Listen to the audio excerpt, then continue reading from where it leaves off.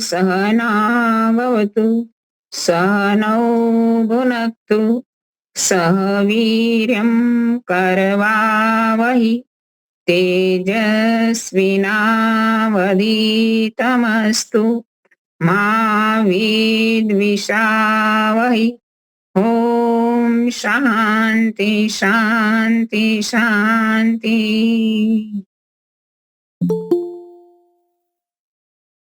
कई लोग जुड़ चुके हैं, कोई भजन गाना चाहेगा? नमस्ते जी। कई जन्म से बुला रहे हो, कोई तो रिश्ता जरूर होगा। कई जन्म से बुला रहे हो, कोई तो रिश्ता जरूर होगा। नजरों से नजरें मिला ना पाए, जरूर मेरा कसूर होगा। नजरों से नजरें मिला ना पाए, जरूर मेरा कसूर होगा। तुम्ही तो माता पिता हो मेरे, तुम्ही तो बंधु सखा हो मेरे। अनेक नाते तुम संग जोड़े, कोई तो नाता जरूर होगा। कई जन्म से बुला रहे हो, कोई तो रिश्ता जरूर होगा।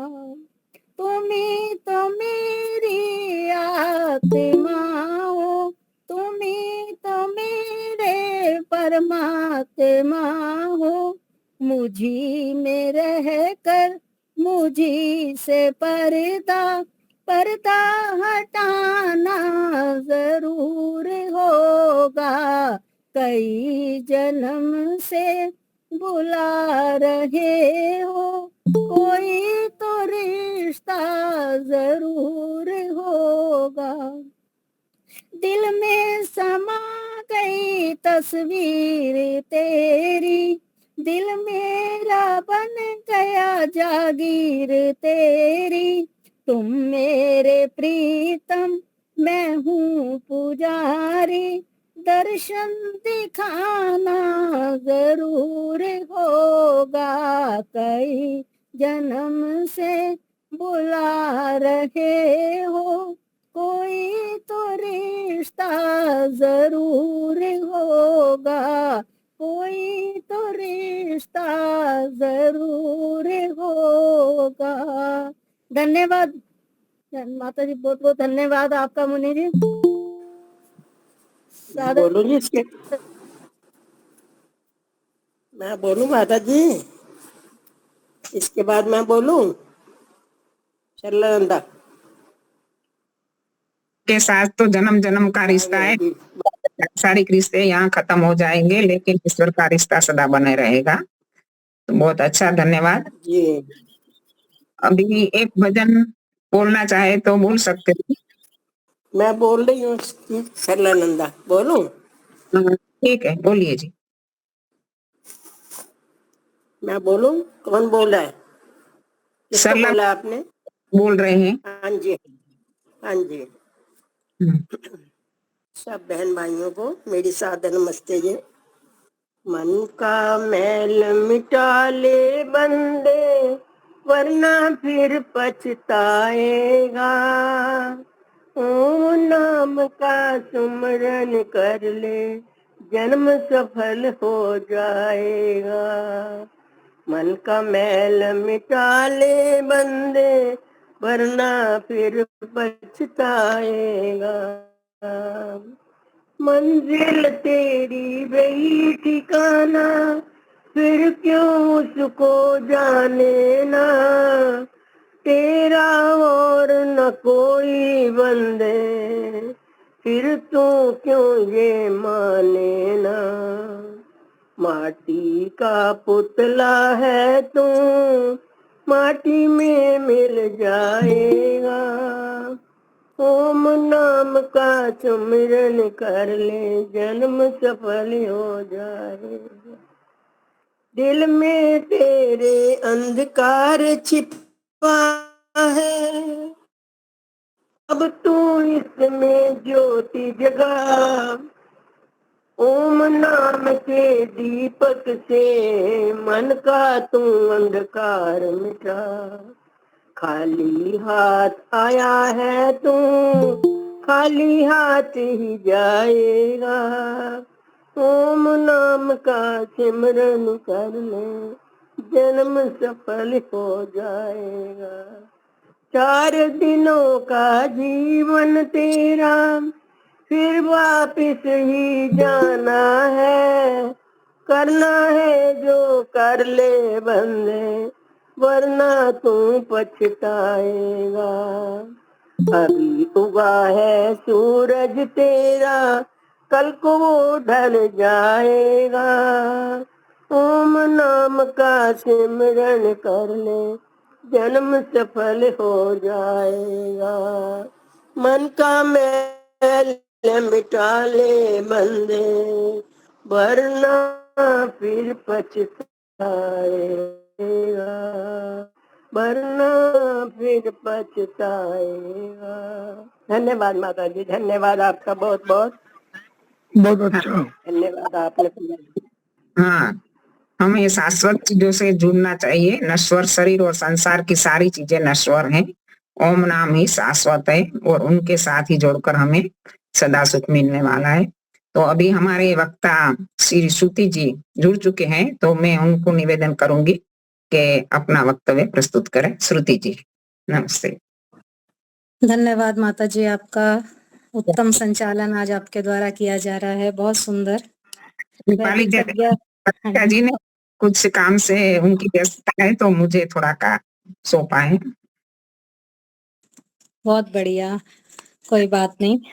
आप भी बहुत विदुषी हैं, आप बहुत अच्छा समझाती हैं, बहुत सुंदर बोलते हैं। इस वैदिक प्रज्ञा व्याख्यान माला में उपस्थित सभी आर्यजनों को सादर नमस्ते।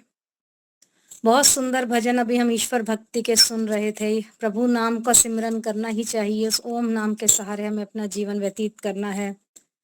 परंतु माता जी, आजकल हम देखते हैं कि व्यक्ति को ईश्वर से ज्यादा अपने धन कमाने की तरफ ध्यान रहता है। हर समय हमें धन की होड़ रहती है कि कहीं से धन आ जाए, चाहे वो किसी भी तरह से हो, नैतिक हो अनैतिक हो। ये हमारे लिए बहुत गलत है। तो हम ईश्वर का ध्यान छोड़कर धन के पीछे दौड़ते रहते हैं, थोड़ी देर भी समय नहीं निकालते जो हम प्रभु भक्ति कर सकें। और यदि करते भी हैं तब भी ध्यान हमारा व्यापार में या कहीं और लगा रहता है कि किसी प्रकार धन आ जाए। तो मैं थोड़ा सा ये पढ़ रही थी, धन कमाइए, आप सभी कमाइए, धन जीवन के लिए बहुत आवश्यक है, धन के बिना गति नहीं। परंतु धन तभी तक सार्थक है जब वो धर्म के नियंत्रण में रहे, नहीं तो कोई इसका लाभ नहीं है। आप धन कमाई जाते हैं परंतु धर्म के नियंत्रण में वो नहीं है, तो वो सब बेकार हो जाता है। आप धार्मिक बन के रहिए, धन का सदुपयोग कीजिए, दुरुपयोग मत कीजिए, धन का दान कीजिए, जितना संभव हो सके आप दूसरों के परोपकार के कार्य में अपने आप को लगाइए, तभी इस धन का आप लाभ उठा सकते हैं। तो आप अपने धन को इस प्रकार कमाने का भी मत सोचिए। जैसे एक नेता होते हैं, एक बार एक बड़ी सी रैली में नेता अपना भाषण देने के लिए पहुंचे, तो वहां पर उन्होंने क्या है, ज्यादातर तो उनके होते हैं किराए के बंदे, वहां पर अपना किराए के ही ज्यादातर लोग होते हैं। और वहां पे कह दिया जाता है कि तुम यहाँ पे मेरे लिए आओ, नारेबाजियां करो, मैं तुम्हें इसके बदले धन दूंगा। तो बाद में वो लोग बहुत पछताए। एक जगह रैली में बता रहे थे, मजदूर लोग बता रहे थे कि नेताजी ने बुला तो लिया हमें यहाँ पर, परंतु हमारी एक दिन की दिहाड़ी बेकार कर दी और बदले में हमें पैसा नहीं दिया। तो जो हम बड़े बड़े नेताओं के चक्कर में, बड़े बड़े बाबाओं के चक्कर में अपना धन और समय व्यर्थ कर देते हैं, उससे हमें जीवन में कोई लाभ नहीं मिलता। तो इसलिए कहा जाता है, हमारे वैदिक ऋषि मुनि भी कहते हैं, धन कमाइए, धन तभी सार्थक है जब वो धर्म के नियंत्रण में रहे।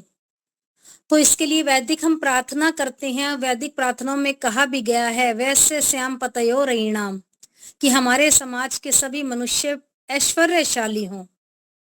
फिर बड़ा सुंदर कहा गया है, भूर्दयाहम रईणाम मूर्धा समानानाम भूयासम, मैं ऐश्वर्यों का मस्तक बन के रहूं। अब हमें वेद क्या सिखाता है कि मानव जीवन को संपन्न, सुखी और उत्तम गुणों का केंद्र बनने की प्रेरणा हमें वेद देते हैं, उत्तम उत्तम ग्रंथ देते हैं। और इसके साथ वेद हमें ये भी कहता है कि धन संसार में बहुत कुछ है किंतु सब कुछ नहीं है। वहां कभी ना बुझने वाली, जिसे कहते हैं ना, एक विलासिता की भीषण आग लग जाती है जहां पर हमारा अंकुश नहीं रह जाता।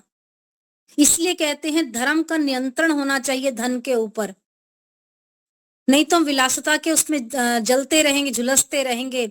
और जो भक्त होता है वो भिक्षा में झोली फैलाकर कहता है, भिक्षा जब ले रहा होता है, कि हे इंद्र ऐश्वर्यशाली के भंडार प्रभु, मैं आपसे याचना करता हूँ कि मेरी इस झोली को रयम अभारम, ऐश्वर्य से भरपूर कर दो। तुमसे मांगने के बाद कोई भी मेरा ऐसा कोना रिक्त ना रह जाए। जैसे व्यक्ति अपने सामने किसी अपने से कुछ मांगता है, किसी अपने के सामने हाथ फैलाता है और ईश्वर प्रार्थना करता है कि मैं अधीन होकर रहूं, मुझे आपसे मांगने में प्रभु कोई संकोच नहीं है। जब इस प्रकार की प्रार्थना व्यक्ति करता है तो वो उस पर पूरा अधिकार अपना ईश्वर पे रखता है कि मेरा आपसे मांगने का पूरा अधिकार है। पुत्र जो है माता पिता से ना मांगे तो किससे मांगेगा। इसलिए हम ये प्रार्थना करते हैं, त्वमेव माता च पिता त्वमेव, त्वमेव बंधुश्च सखा त्वमेव, त्वमेव विद्या द्रविणम त्वमेव, त्वमेव सर्वमम मम देव देव।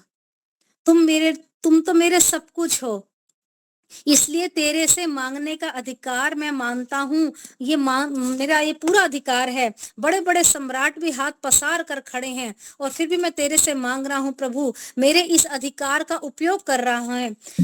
मैं तो अपने इस अधिकार का उपयोग कर रहा हूँ प्रभु, मैं आपसे अधिक नहीं मांग रहा, परंतु इतना मुझे मिल जाए कि मेरी सभी आवश्यकताएं स्वाभिमान से पूरी हो जाएं। तो कहते हैं कि संसार में ढंग से जीने के लिए धन ऐश्वर्य की आवश्यकता होती है। कौन सा ऐसा काम है जिसमें आपको धन की आवश्यकता ना हो। आप देख लीजिए, संसारिक जीवन में आप रह रहे हैं, व्यवहारिक जीवन में रह रहे हैं, आपको रक्षा के लिए, आपको गति के लिए, आपको क्रांति के लिए, प्रीति के लिए, दीप्ति के लिए धन दान चाहिए चाहिए। दान के लिए भी आपको धन चाहिए। और जब हम लोग संध्या करते हैं उस समय धर्म, अर्थ, काम और मोक्ष की कामना करते हैं, तो यहाँ पर धर्म के बाद धन का ही स्थान आता है, अर्थ जिसको कहा जाता है। अब प्रश्न ये उठता है कि धन का उपयोग किस प्रकार करना चाहिए। तो इसका उत्तर वेदों में बड़ा सुंदर लिखा है कि धन को बांट कर खाना चाहिए। इस परिवार में, इस समाज में, इस राष्ट्र में बांटना चाहिए। धन जो है अपने पुरुषार्थ से, सूझबूझ से कमाया होना चाहिए। तब इसको आप अकेले उपभोग की बात मत सोचिए। यदि आपने ऐसा किया तो आपको सुख और शांति प्राप्त नहीं हो सकेगी। इसलिए दूसरों के परोपकार के कार्य के लिए आप प्रयास कीजिए, धन को बांट कर खाइए। और फिर कहते हैं कि संसार में 3 प्रकार के प्राणी होते हैं, और जो पहले होते हैं वो अधम तरह के लोग होते हैं, जो केवल और केवल धन कमाने का ही सोचते रहते हैं, धन कमाने के पीछे पागल रहते हैं। पहले व्यक्ति इस प्रकार के होते हैं। दूसरे व्यक्ति होते हैं मध्यम प्रकार के, जो धन कमाना तो चाहते ही हैं परंतु अपना मान सम्मान भी कमाना चाहते हैं, यानी कि दान देकर। जैसे आपने देखा होगा कई बार लोग अस्पताल में जाकर फल आदि दान करते हैं, अपनी फोटो भी उनकी अच्छी आ जाए, इस प्रकार से अपना मान सम्मान उनका बढ़ता रहे, वो ऐसा प्रयास करते हैं। और तीसरे प्रकार के प्राणी वो हैं जिन्हें ना तो धन कमाने की इच्छा है और ना ही और सम्मान पाने की। और वे धन तो कमाते हैं किंतु निष्काम भाव से, अप्रत्यक्ष रूप में कमाते हैं। दान जो देते हैं वो परोपकार के कार्यों में लगाने के लिए देते हैं। धन कमाया अपने पुरुषार्थ से, उसके बाद उनको सम्मान पाने की भी इच्छा नहीं होती है। अब 3 प्रकार के प्राणी जो दान देते रहते हैं, त्यों त्यों उनकी दृष्टि नीची होती जाती है। जो तीसरे प्रकार के प्राणी हैं, जो ये सोचते हैं कि दान में मेरा कोई नाम नहीं आना चाहिए, वो ये सोचते हैं कि दान में मेरा कोई ऐसा फोटो नहीं खींचना चाहिए, ये मेरा कुछ भी नहीं है, ये परम पिता परमात्मा का है। भ्रम में पड़े लोग सोचते हैं कि मैं दानी हूँ। जैसे आप देखेंगे संत महात्माओं को आप देख लीजिए, उनके अंदर दान देने की इच्छा होती है, लेने की नहीं होती है। आज के जो तथाकथित भगवान बने हुए, लोभी गुरु बने हुए हैं, वो अपने उपदेशों के बदले धन की कामना करते हैं। ऐसे लोग अधम कोटि के मानव में चिन्हित किए जाते हैं। संत और देवता जो मानव को मानव से जोड़ने का प्रयास करते हैं, इसलिए संत महात्माओं के लिए कोई छोटा और कोई बड़ा नहीं होता। बड़ा ही सुंदर कहा है, वे सभी प्रभु की संतान होने के नाते सभी को अपना भाई समझते हैं, सभी के लिए परोपकार के कार्य करने का वो प्रयास करते हैं। और बड़ा ही सुंदर हमने गीता के में भी पढ़ा है कि अकेला जो खाता है वह पाप खाता है, इसलिए बांट कर खाना चाहिए। और बांटने का तरीका क्या होना चाहिए? बांटने का तरीका होना चाहिए दान के माध्यम से। आप दान देने का तरीका जो हम पढ़ते हैं तैत्तरीय उपनिषद में, बड़ा ही सुंदर उन्होंने दिया है कि दान का माध्यम क्या होना चाहिए। पहला तो होना चाहिए श्रद्धया देयम, कि श्रद्धा से दान करो। दूसरा है अश्रद्धा देयम, श्रद्धा ना भी हो तो भी आप दान करो। तीसरा आता है श्रिया देयम, यानी कि प्रसन्नता से यश मान प्राप्ति के लिए आप दान कीजिए, कोई बात नहीं, बड़े प्रसन्न होकर। चौथा आता है हिया देयम, मुझे लज्जा से दान करना है, मतलब शर्म सारी, जैसे दूसरा व्यक्ति दे रहा है तो मैं भी दे दूं, किसी भी प्रकार आप दान तो दीजिए। फिर उसके बाद पांचवा आता है भिया देहम, भय से दान दीजिए। और अंत में छठा आता है संविदा देयम, प्रेम भाव से दान देना चाहिए। ये जो उत्तम प्रकार के प्राणी श्रद्धा और प्रेम भाव से दान करते हैं, वो चाहे थोड़ा दें परंतु श्रद्धा पूर्वक दीजिए। यही आपके धन का सदुपयोग है। जो बांटकर खाने की जो प्रक्रिया है, जो बांटकर खाने की जो भावना है, वही एक केंद्र बिंदु है जिस पर ये दुनिया चल रही है। और जहां ये भावना आपकी नष्ट हो जाती है, वहीं पर गतिरोध उत्पन्न हो जाता है, आपके मन में शंका उत्पन्न होने लग जाती है। इसलिए आपका ये प्रयास होना चाहिए कि हम लोग भावनाएं अपने मन में इस प्रकार रखें कि हमें दान देना ही देना है। और हम कई जगह सुनते हैं कि अपनी कमाई का 1% तो कम से कम दान दीजिए, गौशाला में हो या गुरुकुल के बच्चों के लिए दो, अनाथ आश्रम में दो। गौशाला में जब हम देकर आते हैं तो गायों के लिए कुछ चारा या कुछ ऐसा सामान, जिसने आपके जो कमाई है उसका 1% तो आप कहीं ना कहीं दीजिए दान, अच्छी जगह पर।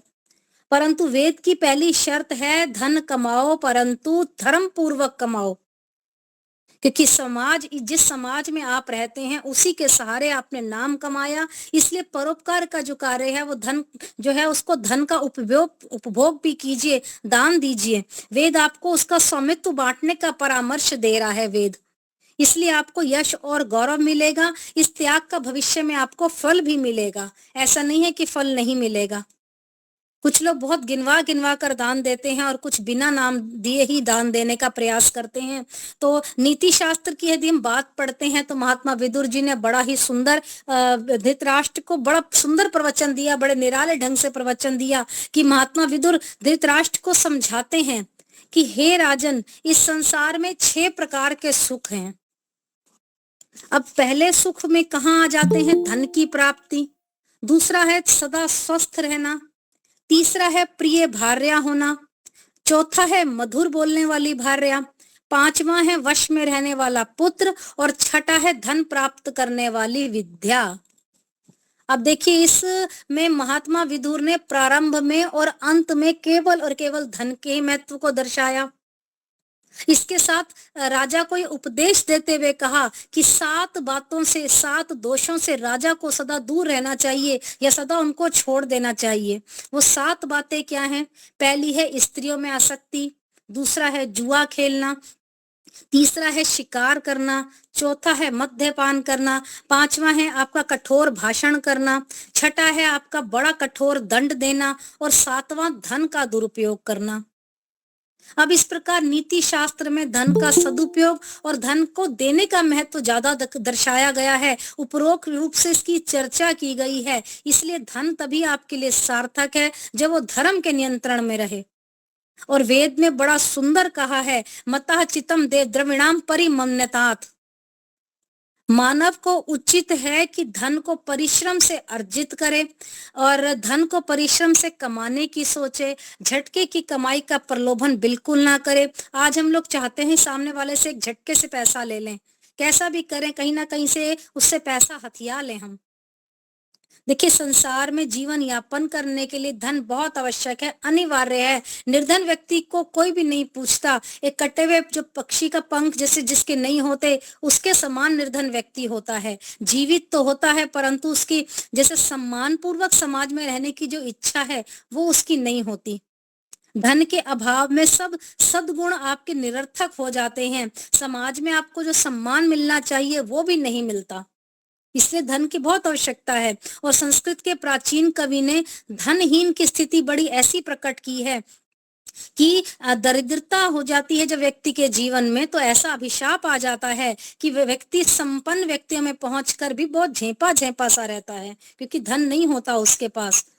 और प्रत्येक समय हीनता का अनुभव करने वाला व्यक्ति का तेज सदा नष्ट हो जाता है।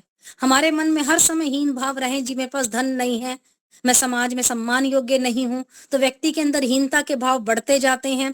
और निस्तेज व्यक्ति को कोई भी स्वीकार नहीं करता, निस्तेज व्यक्ति को हर कोई ठुकरा देता है। ऐसे व्यक्ति निराशा भाव में रहते हैं। ऐसे व्यक्तियों की बुद्धि भी ठीक से काम नहीं करती और बुद्धिहीन मनुष्य का विनाश हो जाता है। इसलिए निर्धन होना सबसे बड़ा आपत्तियों का घर है। तो आर्य बंधुओं, अत्यधिक निर्धनता भी बुराई की ओर धकेलती है, व्यक्ति गलत कार्य की तरफ भी जाता है। और बड़ा ही सुंदर कवि ने कहा, संस्कृत के कवि ने कहा, बुभुक्षितः किमं न करोति पापम।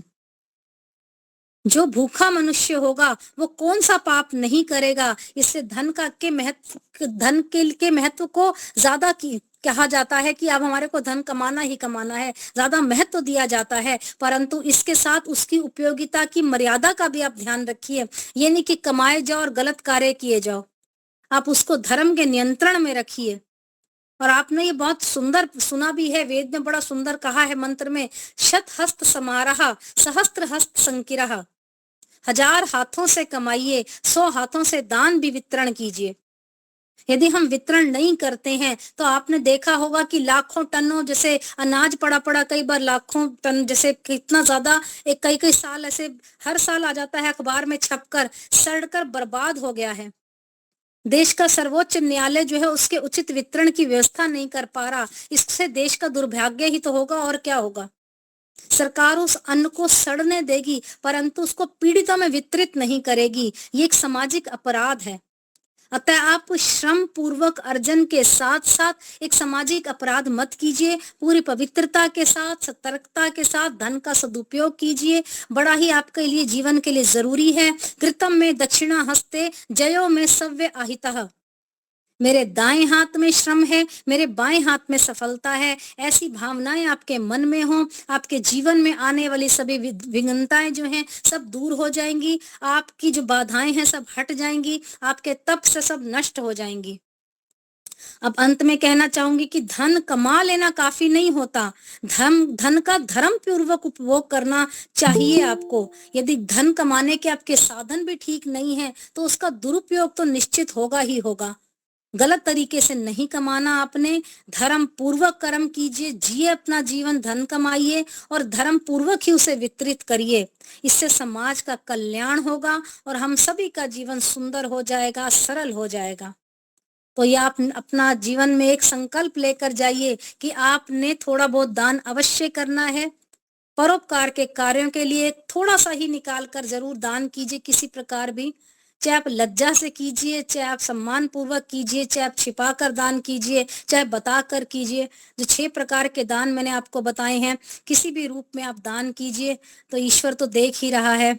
तो धन कमाने की लालसा में हम ऐसे ना हो जाए कि हम मंदिर बनवा लेते हैं, हम लोग अपने आसपास भगत इकट्ठे कर लेते हैं। कई बार मंदिर बनते बनते लोगों को इकट्ठा किया जाता है, आइए कीर्तन करना है यहाँ पे, बहुत सारे आ जाइए। परंतु आप सोचिए, धन से आपको भगवान मिल जाएगा? बिल्कुल नहीं मिलेगा। आपको धन से जीवन मरण नहीं मिलना है, जीवन जितना है उतना ही जीना है आपने। तो आप जितना धन इकट्ठा कर लीजिए, परंतु अंत समय में धन भी काम नहीं आएगा। तो धर्म पूर्वक इसको कार्य में लेकर आइए। तो मैं 2 पंक्तियां कहकर अपनी वाणी को विराम देना चाहती हूँ।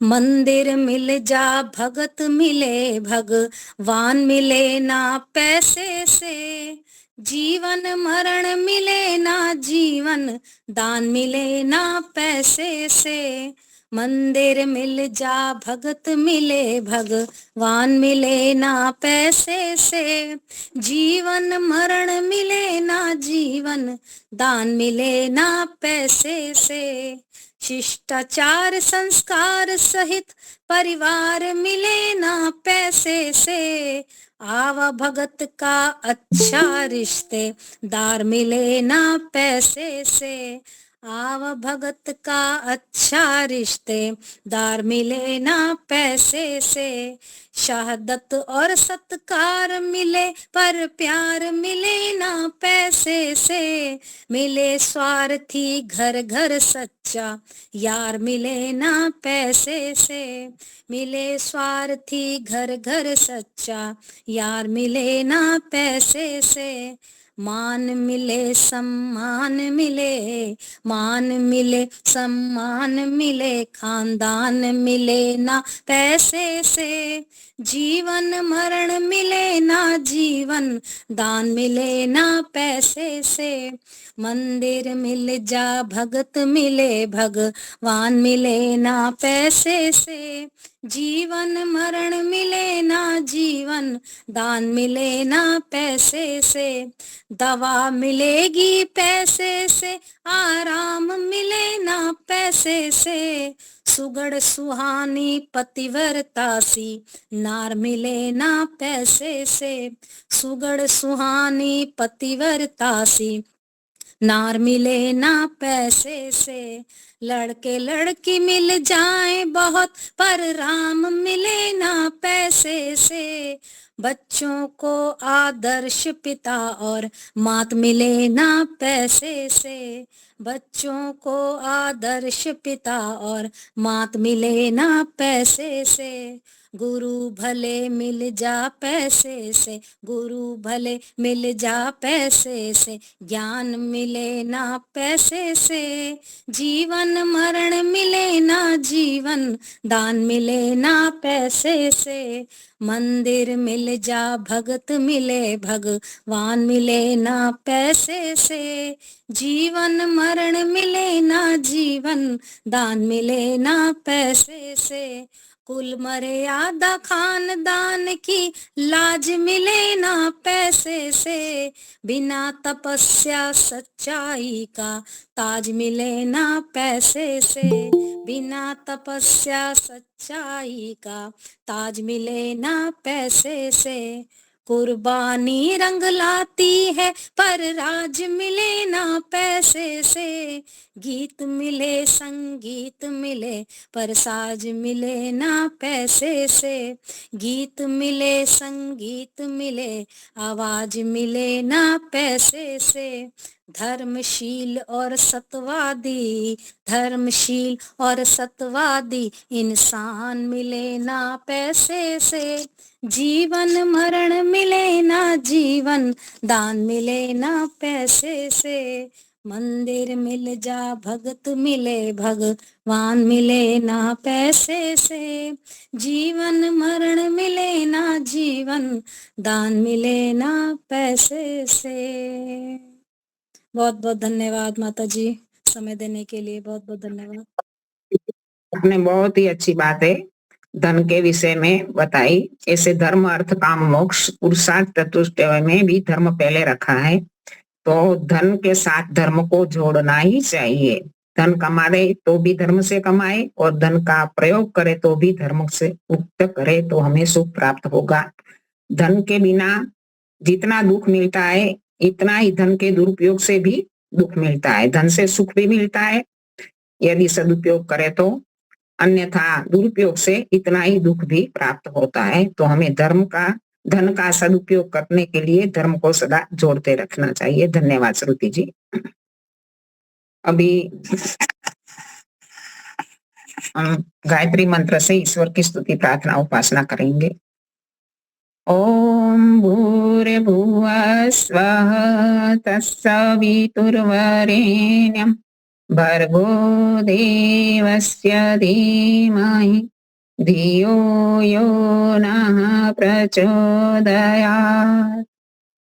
सबका रक्षक, जगत के सब जीवों का आधार, जो प्राणों से भी प्रिय और स्वयंभू है, जिसके संसर्ग मात्र से संसार के सारे प्राणी सभी क्लेश और दुखों से मुक्त हो जाते हैं, जो नानाविध जगत में सर्वत्र व्यापक होकर सबका पालन और पोषण करता है, सकल जगत का उत्पादक, सब ऐश्वर्य का दाता, जिसकी प्राप्ति में सभी की सब आशाएं एवं अभिलाषाओं की पूर्ति है, उस पवित्र परमात्मा के पवित्र तेज को हम अपने हृदय में धारण करते हैं। वो परमात्मा हमारी बुद्धियों को निकृष्ट मार्ग से निवृत्त करके उत्कृष्ट मार्ग की ओर प्रेरित करे। धर्म प्रेमी सज्जनों, वंदनीय मातृशक्ति, हमारा विषय ईश्वर स्तुति, प्रार्थना, उपासना, मंत्रों पर विवेचना का चल रहा है। एन दौर्गा पृथ्वी चदडा एन स्वस्तभितम एन नाकः यो अंतरिक्षे रजसो विमानः। मंत्र की हमने कुछ विवेचना की थी। मोक्ष के विषय में हमने मोक्ष के साधन जो महर्षि दयानंद जी महाराज ने सत्यार्थ प्रकाश में बताए, उस पर हमने विवेचना की थी। कल के प्रवचन में भी ज्योति माता जी ने और जयाबेन जी ने भी बताया कि यदि मनुष्य का जीवन का लक्ष्य पूर्ण रूप से दुखों से मुक्ति चाहता है, मनुष्य त्रिविध दुख अत्यंत निवृत्ति अत्यंत पुरुषार्थ, तीन प्रकार के दुख है हमारे जीवन में, आदि भौतिक, आध्यात्मिक, आदि दैविक। तीनों प्रकार के दुखों से हम मनुष्य चाहते हैं, हर एक मनुष्य की क्या जीव मात्र की इच्छा बनी रहती है कि उनके जीवन में से एक प्रकार का भी दुख ना रहे, पूर्ण सुख चाहता है जीवात्मा। तो लेकिन इसके लिए पुरुषार्थ भी करना पड़ेगा, क्योंकि कोई भी चीज की उपलब्धि बिना पुरुषार्थ प्राप्ति नहीं होती, और इतना ही बड़ी उपलब्धि के लिए पुरुषार्थ भी बड़ा करना पड़ेगा। तो अत्यंत पुरुषार्थ करना पड़ेगा, तब जाके हमें इस प्रकार का सुख, जिसमें लेस मात्र भी दुख नहीं है, मोक्ष सुख प्राप्त होता है। ईश्वर की कृपा हम सब जीवों पर सदा बरसती रहती है, हवा बहती है, पानी बरसता है, वृक्ष वनस्पतियां फलती है, फूलती है, हमारा शरीर चलाते हैं, जीव मात्र के अनेक प्रकार के शरीर बनाकर परमपिता परमात्मा उसको चला रहा है, धारण कर रहा है। सूर्य चंद्र निरंतर अपने कार्य कर रहे हैं हमारे लिए। तो इन परमपिता परमात्मा की कृपा तो हम पर सदा बरसती है, लेकिन विशेष कृपा, विशेष सुख के लिए हमें ईश्वर की विशेष भक्ति करनी चाहिए। महर्षि दयानंद ने यही शब्द प्रयोग किए कि विशेष भक्ति किया करें, आत्मा और अंतःकरण से, योगाभ्यास और अति प्रेम से विशेष भक्ति किया करें। तो विशेष भक्ति का फल है मोक्ष। तो मोक्ष को प्राप्त करना यानी दुखों से मुक्ति पाना, यही हमारा जीवन का लक्ष्य है। और हर एक मंत्र के अंदर हमें यही बताई जा रही है। मंत्र की भावनाएं बहुत ऊंची भावना है, ईश्वर की वाणी वेदवाणी बहुत ऊंचा ज्ञान है। तो इन वेदवाणी के माध्यम से हमें बताया जा रहा है कि विशेष कृपा की प्राप्ति हमें करनी है, तो हमें विशेष पुरुषार्थ करना है। जैसे एक दृष्टांत के माध्यम से मैं समझाऊं तो बाहर मूसलाधार वर्षा हो रही थी। एक आश्रम में गुरु ने शिष्य को कहा कि वर्षा बहुत हो रही है, बाहर अच्छी वर्षा हो रही है, ईश्वर की कृपा बरस रही है, जाओ एक गड़ा बाहर रख के आओ, तो इसमें से हम बारिश का अच्छा सा शुद्ध अमृतमय जल प्राप्त कर पाए। तो शिष्य गया, गड़ा लिया और जल्दी जल्दी रख के आ गया। तो थोड़ी देर के बाद गुरुजी ने कहा कि जाओ गड़ा लेके आओ वापिस, भर गया होगा क्योंकि वर्षा बहुत हो रही है। शिष्य गड़ा लेके आया, लेकिन घड़े में पानी नहीं भरा था। क्या कारण हुआ? क्योंकि घड़ा बहुत जल्दी में उसने रखा था, तो घड़ा सीधा नहीं रखा था, टेढ़ा हो गया था और उल्टा जैसा हो गया था, तो इसमें पानी नहीं आया। फिर से गुरुजी ने कहा कि जाओ फिर से रख के आओ।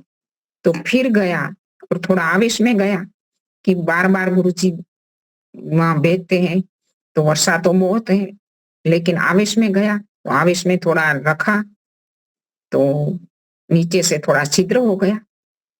थोड़ी देर के बाद गुरुजी ने कहा कि घड़ा वापस लेके आओ। घड़ा लेके आया, उसमें भी वर्षा का पानी नहीं हुआ। क्योंकि छिद्र हो गया है। इसके बाद गुरु जी ने कहा जाओ दूसरा घड़ा लेके के आओ। अलमारी पर जो घड़े रखे थे इसमें से एक घड़ा लेके फिर से रख के आया। शिष्य भी उतावला था और थोड़ा ऐसे ध्यान से काम करने के लिए उनकी आदत नहीं थी, तो उसने घड़ा देखा भी नहीं और ऐसे ही रख के आया। तो थोड़ी देर के बाद गुरुजी ने कहा जाओ घड़ा लेके आओ। तो घड़ा लेके आया, लेकिन उसके अंदर जो मिट्टी और थोड़ा कचरा भरा हुआ था, जो शुद्ध नहीं किया था, तो जल अशुद्ध आ गया। तो इसी प्रकार तीनों बार पुरुषार्थ तो किया, लेकिन वो पुरुषार्थ ठीक नहीं किया, गलत हुआ। क्यों? क्योंकि पहली बार तो उसने उल्टा रख दिया, थोड़ा विपरीत दिशा में रख दिया। इसी प्रकार से हमारा जो भी कार्य हम करते हैं उसके अंदर हमें ध्यान रखना चाहिए कि हमारा जो कार्य हो रहा है वो ईश्वर की आज्ञा के उल्टे दिशा में तो नहीं हो रहा, कहीं विपरीत दिशा में तो हम कार्य नहीं कर रहे। यदि हमारा ध्यान तो विपरीत नहीं है ईश्वर के विषय में, धर्म के विषय में, यदि हमारे जो धर्म अधर्म है, कर्तव्य अकर्तव्य है, इसके बारे में हमारा विपरीत ज्ञान होगा तो भी इसका फल हमें ऐसा प्राप्त नहीं होगा। तो इसी प्रकार दूसरी बार जब बात आती है कि घड़े में छिद्र हो गया, तो छिद्र यानी हमारे जीवन में यदि दोष है तो दोष है, तो दोषों से हम तो मुक्त होंगे नहीं, तब तक हमारा अंतःकरण पवित्र नहीं बनेगा। दोषों से मुक्ति चाहनी, हमारे दोष जैसे हमारे विश्वानी देव मंत्र में बताया गया है। कल भी ज्योति बेन जी कह रही थी ना कि दोष हमारा अज्ञान है, बहुत बड़ा अज्ञान है। तो इसी प्रकार जब विश्वानी देव मंत्र में कहा गया है कि हमारे जीवन में एक भी दोष बचना नहीं चाहिए।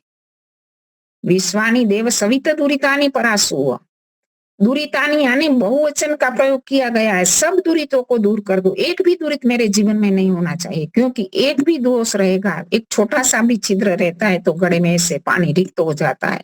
इसी प्रकार जीवन में एक भी दोष रहेगा तो जीवन में से सारे दोष आ जाएंगे। एक दोष दूसरे दोषों को लेता है। तो इसी प्रकार हमारे जीवन में से दोषों से हमें मुक्त होना है। और आखिरी बात बताई गई कि हमारा अंतःकरण भी पवित्र होना चाहिए। अंतःकरण की अपवित्रता के कारण हम ईश्वर के सानिध्य को प्राप्त नहीं कर पाते। ईश्वर पवित्र है, पवित्रतम है। जब योगी ऋषि मुनि जब ईश्वर की समाधि अवस्था में साक्षात्कार करते हैं तब उनकी मन बुद्धि चित्त आदि पवित्रतम होता है, पवित्रता की पराकाष्ठा होती है। तो हमारा मन में, हमारे अंदर एक भी प्रकार की अशुद्धियां नहीं रहनी चाहिए। हमारा अंतःकरण पूर्ण रूप से पवित्र होना चाहिए, तब जाके हमें इस मोक्ष मार्ग के अधिकारी बन सकते हैं। तो जैसे मैंने पहले बताया कि हमारा ज्ञान कहीं उल्टा तो नहीं है, विपरीत तो नहीं है। आज ईश्वर के विषय में, धर्म के विषय में हमारा कितना उल्टा ज्ञान है। लोग अज्ञान अंधकार में डूबे हुए हैं। महर्षि दयानंद के समय में भी वही बात थी कि लोग मुक्ति के विषय में कैसी कैसी धारणाएं कर बैठे। उनका कुछ विपरीत धारणा वही है। अलग मत संप्रदाय वालों में तो मुक्ति को इतना सस्ता बताया गया है और इतना सरल बताया गया है कि उसको हम अत्यंत पुरुषार्थ के बाद जो वैदिक आर्ष हमारे ग्रंथ है वो हमें बताते हैं। वैदिक वाद में हमें बताता है कि अत्यंत पुरुषार्थ ही मुक्ति का फल है। लेकिन वहां तो एक ऋग्वेद आदि भाष्य भूमिका में प्रश्न पूछा गया। क्या प्रश्न? महर्षि दयानंद ने इस प्रश्न के माध्यम से हमें समझाया है कि जल और कोई स्थल में कोई ऐसी शक्ति है कि जिसमें स्नान करने से और अथवा उस स्थान में जाने से मुक्ति मिलती है, तो ऐसा मानने में क्या हरकत है।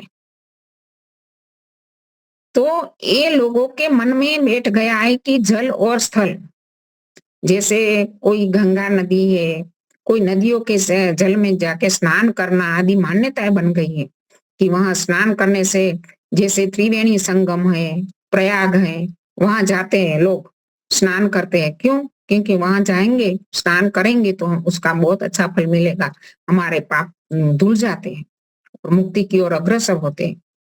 तो महर्षि दयानंद जी ने कहा कि जल और स्थल दोनों जड़ हैं। दोनों जड़ है और जान शून्य है। इसमें कोई ऐसे देने की शक्ति ही नहीं है। तो हम किस प्रकार उसको माने कि इसे नदियों में स्नान करने से हमें मुक्ति मिल सकती है। हाँ, महर्षि दयानंद ने ये कहा है कि गंगा आदि कोई विशेष नदियों के जल में जो नदियां हिमालय में से निकलती है और यहाँ इसमें औषधीय गुण होते हैं, क्योंकि वो हिमालय की जो वनस्पतियां जड़ी बूटियां होती है, विशेष जड़ी बूटियां हिमालय में उपलब्ध होती है, उनकी जड़ों का घर्षण होता रहता है उसके जल के साथ, तो इसके अंदर औषधीय गुण आ जाता है। इसलिए गंगा का जल पहले तो कई लोग लाते थे और कहते थे कि वो पवित्र जल है। पवित्र जल होने के कारण कई, क्योंकि ऐसा पवित्र क्यों मानते थे, कई समय तक इसको रखने के बाद भी इसमें कोई जीवाणु कीटाणु नहीं होता था, विशेष औषधीय गुणों के कारण। हाँ, ये गुण हो सकता है, बाकी जल तो जड़ है, इसमें कोई ऐसी शक्ति नहीं है कि मनुष्य को मुक्ति दिला सके। और कोई स्थल भी विशेष स्थल होते थे जहाँ ऊपरे गिर नाम संगमे च नदी नाम, जहाँ पर्वतों की तलेटियों में नदियों के संगम में ऋषियों के आश्रम हुआ करते थे और वहां जाके हमें धर्म लाभ प्राप्त होता था, अध्यात्म का ज्ञान मिलता था। लेकिन आज तो कोई ऐसी परिस्थिति रही नहीं है, कोई ऐसे आश्रम भी नहीं रहे।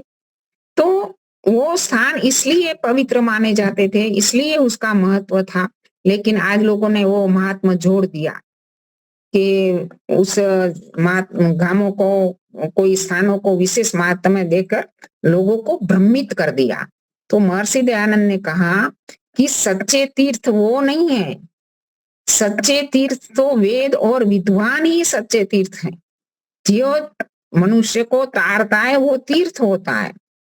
जो मनुष्य को ज्ञान से, मनुष्य तरता कैसे है, मनुष्य दुखों से मुक्ति कैसे प्राप्त करता है, कल भी बेन कहते थे ज्ञानाद मुक्ति, ज्ञान से मुक्ति प्राप्त करता है। ज्ञान कहाँ से प्राप्त होगा, वेद से और विद्वानों से। तो वही हमारे सत्य तीर्थ है। और दूसरा एक प्रश्न ऋग्वेद आदि भाष्य भूमिका में ही इसके अनुलक्षी ने किया गया कि इयम में गंगे यमुने सरस्वती इत्यादि वेद मंत्रों में जब नदियों के नाम आते हैं, फिर भी नदियों के महात्मा को क्यों नहीं मानते आप। ऐसा प्रश्न पूछा गया कि वेदों के अंदर गंगा यमुना सरस्वती ये नाम आते हैं, तो ये ऐसे वेद मंत्र में उसका उल्लेख है, तो उसके महात्मा को आप लोग क्यों नहीं मानते हो। आप वैदिक धर्म में वेद मंत्र बढ़ता रहा और आप मान नहीं रहे। तो लेकिन महर्षि दयानंद ने इसका स्पष्टीकरण किया है, जैसे कोई भी नाम वेद में आता है और लोक में प्रचलित होता है, तो क्योंकि वेद सबसे पहले है, लोक संसार बाद में है। लोक में आया है वेद से, इसलिए ऐसा नहीं है कि जो लोक में है वो वेद में है। लोक में उस शब्दों का नाम नदियों का है, लेकिन वेद में या योग शास्त्र में गंगा यमुना, ये जो हमारी योगियों की जो अवस्था होती है ना, जो समाधि युक्त बनते हैं उनकी अवस्था होती है, इड़ा पिंगला सुषुम्ना आदि नाड़ियों के नाम है। तो गंगा यमुना इड़ा पिंगला को कहा गया है। और जहां इड़ा पिंगला के माध्यम से जो योगी तपस्वी लोग समाधिस्थ होते हैं, वहां ध्यान धरते हैं, तो वहां इस स्थान से ध्यान धर के वो सुषुम्ना नाड़ी तक पहुंचते, समाधि का आनंद प्राप्त करते। इसका तात्पर्य है। लेकिन लोगों ने कुछ ऐसे अधकचरे ज्ञान से, उनका सही अर्थ ना लगाने से वेद मंत्रों के बहुत सारा अज्ञान फैल गया। तो हमें हमारा कई ज्ञान तो विपरीत नहीं है, ये देखना चाहिए। क्योंकि यदि हमारा ज्ञान विपरीत है तो हम तो उल्टे रास्ते पर ही चलेंगे। क्योंकि दो व्यक्ति जा रहे हैं, एक व्यक्ति को रास्ता सही पता है, एक व्यक्ति को उल्टा ज्ञान है रास्ते के बारे में, तो उल्टे रास्ते से चलेगा तो वो लक्ष्य को प्राप्त नहीं होगा। उल्टे ज्ञान से, विपरीत ज्ञान से हम कभी भी लक्ष्य तक पहुंच नहीं सकते। ना तो दोष युक्त होने से हम लक्ष्य तक पहुंच सकते हैं, क्योंकि दोष हमारा छिद्र है। वो छिद्र हमारे जीवन में जब तक रहेगा, एक भी अवगुण, एक भी दुर्गुण, तब तक हम ईश्वर को प्राप्त नहीं कर सकते। क्योंकि ईश्वर बिल्कुल शुद्ध है, पवित्र है। तो हमें भी शुद्ध पवित्र होकर ईश्वर के जो आनंद है, मुक्ति का आनंद, वो हम प्राप्त कर पाएंगे। तो इसी बात को हमें ध्यान में रखना चाहिए। और ऐसे उपनिषदकार ने भी बहुत अच्छी बात कही है। जैसे एक लौकिक पिता होता है, तो लौकिक पिता जब अपने दूसरे आश्रम में जाता है, जैसे गृहस्थ में से वो पिता अभी वानप्रस्थ में जाएगा और या तो इस संसार से कूच कर रहा है, संसार से जा रहा है मृत्यु की ओर, मृत्यु के समय, तो उसी समय अपने बड़े पुत्र को बुलाकर कुछ उपदेश देता है। तो वो उपदेश कितना अच्छा है। तो उपदेश में क्या कहा गया, तो पिता जैसे आज पगड़ी की रस्म होती है कि अपना उत्तरदायित्व अपने पुत्र को सौंपता है। जैसे पिता कहता है अपने पुत्र को, छोटे से वाक्य है, छोटे से एकदम छोटे से, लेकिन इसके भाव अंदर बहुत भरा हुआ है। तम ब्रह्म, पुत्र क्या उत्तर देता है, अहम ब्रह्म। त्वम यज्ञ, पुत्र उत्तर देता है अहम यज्ञ। त्वम लोकम, अहम लोक। तो इन छोटे छोटे प्रश्न और उत्तर में बहुत बड़ा मर्म छिपा हुआ है। इसमें पिता कहता है कि त्वम ब्रह्म, यानी पिता कह रहा है पुत्र को कि तू ब्रह्म, यानी शिक्षा, वेद की शिक्षा, वेद का ज्ञान जो मैंने अपने जीवन में प्राप्त किया, जो जितना मैंने प्राप्त करना था इतना तो मैं प्राप्त नहीं कर पाया हूं, किसी प्रमादवश या कोई परिस्थितिवश में इतना नहीं कर पाया, लेकिन तू मैं जो नहीं कर पाया उसको तुझे प्राप्त करना है। तो पुत्र कहता है अवश्य मैं करूंगा, अहम ब्रह्म। बाद में कहता है त्वम यज्ञ, पिता कहता है कि मैंने जो श्रेष्ठ कार्य है संसार में, जो श्रेष्ठ कार्य करने होते, अभी बहन ने दान आदि का बात बताई, दान है, यज्ञ है, बहुत कई प्रकार के श्रेष्ठ कार्य संसार में हम कर सकते हैं। तो उन श्रेष्ठ कार्यों को मैंने जीवन में जितना मेरा सामर्थ्य था इतना किया है, लेकिन परम पिता परमात्मा तुझे मुझसे भी ज्यादा सामर्थ्यवान बनाए कि तू मेरे से भी ज्यादा श्रेष्ठ कार्य इस संसार में करना है तुझे। तो पुत्र दे देता है अहम ब्रह्म यज्ञ, हाँ मैं वो भी करूंगा। और त्वम लोक, यानी यश, कीर्ति, मैंने संसार में जितनी कीर्ति प्राप्त की है, यश प्राप्त किया है, इससे भी ज्यादा यश, मेरी कोई त्रुटि हो गई, कोई परिस्थिति मेरे सामने ऐसे आ गई कि मैं इतनी कीर्ति यश प्राप्त नहीं कर पाया, लेकिन तुझे मेरे से भी ज्यादा यश और कीर्ति को प्राप्त करना है। तो कितनी ऊंची भावना है। यक्ष और युधिष्ठिर का संवाद एक छोटी सी पुस्तक है। इस पुस्तक के अंदर यक्ष युधिष्ठिर को प्रश्न करता है कि आकाश से भी ऊंचा क्या है। तो युधिष्ठिर उत्तर देता है कि आकाश से भी ऊंचा पिता है।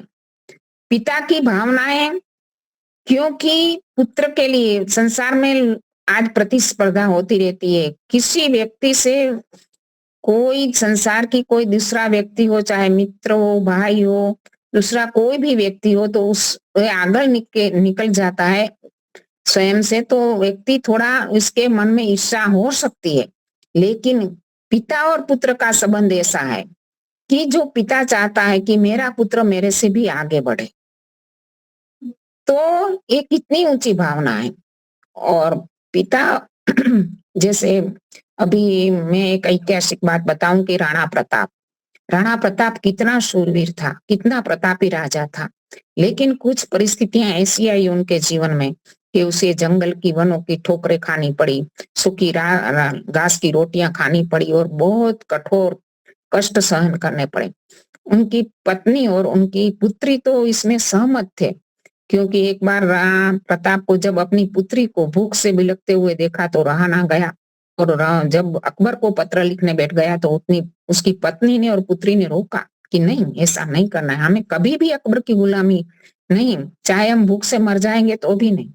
लेकिन उसका पुत्र थोड़ा सा विलासी स्वभाव का था, क्योंकि राजमहल में बड़ा हुआ था, और जब उनको एक बार जो छोटी सी झोपड़ी में जो वांस होता है उसकी जो एक डंडी थी, इसमें उसकी पगड़ी भर गई, तो ऐसे ही एकदम त्रिस्कुट होकर उसने वांस की को जो भी डंडी थी उसको निकाल कर फेंक दी।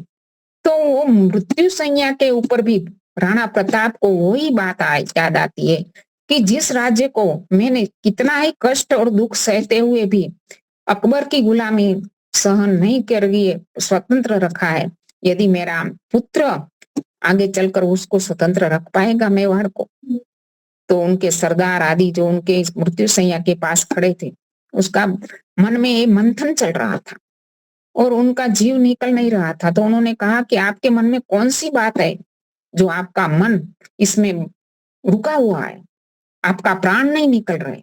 तो उन्होंने बताई कि मेरा पुत्र इस प्रकार का सोच है उसकी थोड़ी सी, वो मेरे इतने परिश्रम से, इतने दुख और कष्टों के बाद भी मैंने मेवाड़ को जिस प्रकार से स्वतंत्र रखा है, इस प्रकार वो रखेगा या नहीं, इसमें मेरा मन अटका हुआ है। तो उनके सरदारों ने उनको आश्वासन दिया कि नहीं, हम ऐसा करेंगे, रख पाएंगे आपके बेटे को, जरूर उनके उनके ये गुलामी कभी भी हम उनको मान्य नहीं करवाएंगे। तो एक पिता की इतनी ऊंची भावनाएं होती है। और हमारा तो पिता पिताओं का पिता परमपिता परमात्मा है। परमात्मा हमें मुक्ति का सुख क्यों नहीं देगा? अवश्य देगा। उसने हमारे सामने साधन रख दिए, हमारे सामने ज्ञान रख दिया है, सब कुछ रख दिया है। और परमपिता परमात्मा तो चाहता है कि हम मोक्ष मार्ग के अधिकारी बने। इसलिए हमें सदैव अंदर भावनाएं भरता है, हमारे मन के अंदर, हमारी आत्मा के अंदर भय शंका लज्जा उत्पन्न करता है, बुरे कार्य करते हुए तुरंत सजाग करता है। जैसे एक पिता जगत और जीवन का ज्ञान देता है अपने पुत्र को कहीं भटक ना जाए, इसी प्रकार परम पिता परमात्मा ने हमने संसार में भेजने से पहले ही ज्ञान दे दिया है कि मेरे मानव पुत्रों, तुम्हें कहीं संसार में भटकना नहीं, बस इसी मेरे बताए हुए वेद ज्ञान पर चलो, बताए हुए मोक्ष मार्ग को प्राप्त करो। मैंने ज्ञान दे दिया है, साधन दे दिया है, बस करना हमें है। तो हमें इस प्रकार से परमपिता परमात्मा मोक्ष का सुख देने के लिए भी उद्यत है। हमें इसके लिए प्रयास करना चाहिए और मोक्ष का सुख प्राप्त करने के लिए हमें विशेष प्रयास करना चाहिए। तो ये विशेष प्रयास यानी विशेष उपलब्धि है हमारी, तो हमें इसके दिशा में जाना चाहिए। कभी कभी ऐसा होता है कि लोग कई प्रश्न करते हैं कि जैसे कोई पाप करता है तो प्रायश्चित, पाप के मार्ग से हमें दूर हटना है, पुण्य के मार्ग पर जाना है, पवित्रता के मार्ग पर जाना है। तो हर समय हमारा चिंतन, हमारा मनन उसी डायरेक्शन में चलना चाहिए, क्योंकि इसमें एक साधना में एकाग्रता बताया गया था। तो एकाग्रता क्या है कि हम ध्यान की अवस्था के अंदर एकाग्र बनते हैं। कि महर्षि ने बताया कि हम एकांत स्थान में बैठकर हमारे मन को निश्चित बना दे, कोई काम से, हर एक काम से निवृत्त होकर बैठे, जहां कोई शोर बकोर ना हो, आवाज ना हो, शांति हो, और मन भी हमारा निवृत्त हो, और हमारा आसन भी सिद्ध हो कि उसी आसन भी हमें खलेल ना पहुंचाए। कि एकाग्रता बहुत ही जरूरी है। इसलिए मुक्ति के वो साधन में षट संपत्ति में एक एकाग्रता बताया गया। वो एकाग्रता ध्यान की अवस्था में भी जरूरी है और हमारी जीवन के व्यवहार की अवस्था में भी जरूरी है। तो व्यवहार की अवस्था में किस प्रकार हमें एकाग्रता रखनी है? व्यवहार की अवस्था में हमें इस प्रकार एकाग्रता रखनी है कि व्यवहार करते समय कि आत्मभाव में हमें रहना है। मैं एक आत्मा हूं, ये सारे संबंध, रिश्ते, साधन है वो नश्वर है, शाश्वत नहीं है। और मेरे साथ इतने समय के लिए ये सारा रिश्ता है, पुत्र का हो, पति का हो, बहन का हो, माँ का हो, भाई का हो, कोई भी रिश्ता ट्रेन में बैठी मुसाफिर की तरह मेरे साथ शाश्वत नहीं है। मेरा शाश्वत लक्ष्य तो ईश्वर ही है और मोक्ष ही मेरा लक्ष्य है। तो ये एकाग्रता हमें जीवन जीवन दिन में पूरी बनानी रहनी चाहिए। और दोषों को, बुरे कार्यों को, देवासुर संग्राम हमारा दिन भर चलता रहता है। जैसे हम जागृत होते हैं, एकाग्र होते हैं, तो हमें पता चल जाता है कि कहाँ दोष हुआ, कहाँ क्षति हुई, कहाँ पाप हुआ। फिर हम जागृत हो जाते हैं, सावधान हो जाते हैं और वहां से मुक्ति हो जाती है। दिन भर हम ऐसा प्रयास करते हैं और रात को शिव संकल्प मंत्रों के माध्यम से ईश्वर से कि चलो आज के दिन के युद्ध में मैंने निपटा दिया। लेकिन सुबह होते ही हम फिर से इस कार्यों में प्रवृत्त होते हैं, सांसारिक कार्यों में। फिर से असुर जो कल मार दिए थी असुरी वृत्तियों को, वो फिर से जागृत हो गई। तो ऐसा क्यों होता है? लोग प्रश्न करते हैं कि पाप का प्रायश्चित करते हैं, जब पाप हो जाता है तो प्रायश्चित करते हैं, तो प्रायश्चित पाप का फल माप नहीं होता। उपदेश मंजरी में महर्षि दयानंद ने कहा कि जैसे कोई व्यक्ति कुएं में गिर गया, कुएं में गिर जाने से उनके हाथ पग की हड्डियां टूटी, वो तो उसे सहन करना ही पड़ेगा। पाप का जो फल है वो तो सहन करना ही पड़ेगा। लेकिन पाप की जो वासना है वो प्रायश्चित से धुंधली हो जाती है, शिथिल हो जाती है, इसलिए उस कर्म की ओर फिर से मनुष्य नहीं लगता। तो हमें ऐसा प्रायश्चित करने के बाद भी कई बार ऐसा होता है कि फिर से हम पाप कर्म में प्रवृत्त हो जाते हैं। ऐसी घटनाएं भी देखी जाती है और हम स्वयं अनुभव भी करते हैं, क्योंकि हमारे जन्म जन्मांतर के जो कुसंस्कार है ना वो इतने प्रबल है ना, हमारे मन पर हावी हो जाते। दिन भर के असुरों को हमने मार दिया, ऐसे एक देवासुर संग्राम की शास्त्रों में कथा आती है कि देवों और असुरों का संग्राम चल रहा था। तो इसमें देव लोग असुरों को मारते थे और फिर से वो जीवित हो जाते थे, और देव लोगों में से जो मर जाते थे वो फिर से जीवित नहीं होते थे। तो ऐसा होता रहता था। तो देव लोगों ने माना कि अब तो हम असुरों पर जीत नहीं प्राप्त कर पाएंगे, विजय प्राप्त नहीं कर पाएंगे, इसलिए उन्होंने अपने गुरु बृहस्पति को कहा कि ऐसी ऐसी परिस्थिति हो रही है। तो बृहस्पति ने अपने पुत्र कच्छ को भेजा कि जाओ देखो वहां क्या हो रहा है। तो कच्छ एक जासूस के रूप में आया था। तो असुरों ने पता लगा लिया कि उसका जासूस आया है, तो अपने गुरु शुक्राचार्य को कहा। तो शुक्राचार्य ने कहा कि मुझे एक बात की पता है, मैंने अपनी पत्नी देवयानी को इसके लिए वश में करने के लिए भेजा है। तो देवयानी बड़ी लुभावनी थी, उसकी उसके प्रति वो आसक्त हो गया। तो उसकी आसक्ति में आकर कच्छ फिर से असुरों को ही जीवित करने लग गया। जो उसकी जो जीवित करने की जो माया थी ना, मंत्र था, वो उनसे जान लिया। एक कथा है।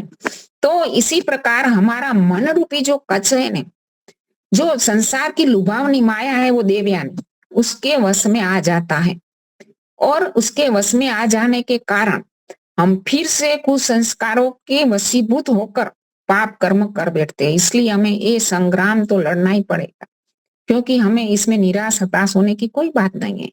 श्री कृष्ण जी ने भी कहा है कि अभ्यास से, वहां भी पूछा गया कि कौन सी ऐसी चीज है कि जो मनुष्य को पाप कर्म करने में प्रवृत्त करती है। तो श्री कृष्ण जी ने उत्तर दिया कि जो रजोगुण से उत्पन्न काम और क्रोध है वही मनुष्य को पाप कर्म की प्रवृत्ति में लगाते हैं। जब मन सांसारिक विषयों में भटकती इंद्रियों के पीछे लग जाता है तो जो नाव को वायु बहा देता है, इसी प्रकार हमारी मति को मार देता है। विषयों का संग का चिंतन भी मनुष्य को कामनाएं उत्पन्न करता है, और कामनाएं जब पूरी नहीं होती तो क्रोध उत्पन्न होता है, क्रोध उत्पन्न होता है तो बुद्धि मूढ़ हो जाती है, और मूढ़ बुद्धि निश्चय ही नहीं कर पाती कि पाप कर रहा है पुण्य। तो इसी प्रकार इस संसार का संग्राम बहुत कठिन है पार करना, लेकिन हमें इसके लिए ही परिश्रम करना है, अत्यंत परिश्रम करना ही पड़ेगा, और इसके लिए हमें अभ्यास करना पड़ेगा। निराश हताश होने की बात नहीं है। जितना जितना हम अभ्यास करते जाएंगे, मुश्किल और कठिन कार्य को भी हम सिद्ध कर पाएंगे, और हमारे मन में, हमारे चिंतन में ईश्वर सदा रहेंगे, सदा रखना है, और उससे प्रार्थना भी करना है। प्रार्थना से ही हमें उसको, वो हमारी शक्ति अल्प है, हमारा ज्ञान अल्प है, लेकिन ईश्वर तो सर्वज्ञ है, सर्वशक्तिमान है। उसकी शक्ति से, उसके सानिध्य में आकर हम इन कठोर मार्ग को, संसार ऐसे कहते हैं ना कि वो तो मझधार है, मझधार में मेरी नाव पड़ी है, उसको पार लगा दो ईश्वर, तो ईश्वर ही पार लगा देगा। तो हमें परमपिता परमात्मा से ही प्रार्थना करनी है कि मेरी जो लक्ष्य है उसके प्रति मेरी सहायता करे। तो इसी प्रकार मोक्ष का मार्ग हमें प्राप्त अवश्य ही करना है, लेकिन एक जन्म में नहीं तो अनेकों जन्म में भी प्रयास, इसके डायरेक्शन में तो हम चलना चालू करें, एक कदम हम चलेंगे, थोड़ा सा प्रयास करेंगे तो ईश्वर हमारे ऊपर अवश्य, उसकी कृपा तो बनी ही रहती है, और विशेष कृपा के लिए हमें उसकी विशेष भक्ति करनी है। तो कस्मै देवाय हविषा विधेम, परमात्मा की विशेष भक्ति के लिए हमें सब कुछ उसको समर्पित कर देना है, अपना कुछ भी नहीं रखना है अपने पास। जो भी मेरा ज्ञान है, जो भी मेरी बुद्धि है, जो भी मेरे साधन, सब ईश्वर का ही है, मेरा कुछ भी नहीं। और यजुर्वेद में तो यहाँ तक कह दिया कि आयु अग्नेन कल्पताम, सब कुछ आत्मा यज्ञेन कल्पताम, सब कुछ कल्पताम कल्पताम कहते हुए कह दिया कि सारी जो भी चीजें हैं, यहाँ तक कि आत्मा को भी ईश्वर को समर्पित कर दो, क्योंकि मनुष्य सोचेगा कि मेरे पास तो कुछ भी नहीं रहेगा तो मैं करूँगा क्या? ऐसा नहीं है, साधन हमारे पास रहेंगे, लेकिन हमें ईश्वर की आज्ञा के अनुसार, ईश्वर ने जो भी हमें वस्तुएँ दी हैं, जो भी उपदेश दिया है, उसके अनुसार हमें उसको चलना है। बस मार्ग तो सीधा बता दिया है, उसी मार्ग पर हमें चलना है। तो हमें सब कुछ ईश्वर को समर्पित कर देंगे। ईश्वर प्रणिधान के माध्यम से जब समर्पण पूर्ण होता है, श्रद्धा पूर्वक होता है, तो अवश्य ही हम उसमें सफलता प्राप्त कर पाते हैं। इति ओम शांति समय हो गया है, शांति पाठ करेंगे। नमस्ते। बहुत अच्छा, बहुत सुंदर। शांति पाठ करें। ॐ द्यौ शान्तिरन्तरिक्षं शान्तिः पृथिवी शान्तिरापः शान्तिरोषधयः शान्तिः वनस्पतयः शान्तिर्विश्वे देवाः शान्तिर्ब्रह्म शान्तिः सर्वं शान्ति शान्तिरेव शान्ति सामा शान्तिरेधि शान्ति शान्ति सर्वेभ्यो नमः। सर्वेभ्यो नमः। सुखो सादर नमस्ते जी। जी धन्यवाद आपका माता जी, धन्यवाद। बहुत बहुत बहुत अच्छा धन्यवाद प्रवचन दिया, लीला बहन जी आपका। बहुत अच्छा प्रवचन दिया आपने। सबको सादर नमस्ते। नमस्ते। जी सबको बड़ा आनंद आया जी प्रवचन सुनकर। बहुत धन्यवाद लीला बहन जी आपका। धन्यवाद आपका भी जी। हमारा घड़ा सीधा होना चाहिए हाँ जी, हाँ। और शुद्ध होना चाहिए और बिना छिद्र का होना चाहिए। 3 बातें सीखी आज। बहुत बहुत धन्यवाद आपका। मुझे प्रणाम, मुझे प्रणाम हाथ जोड़कर हम सरला बोल रही हूँ।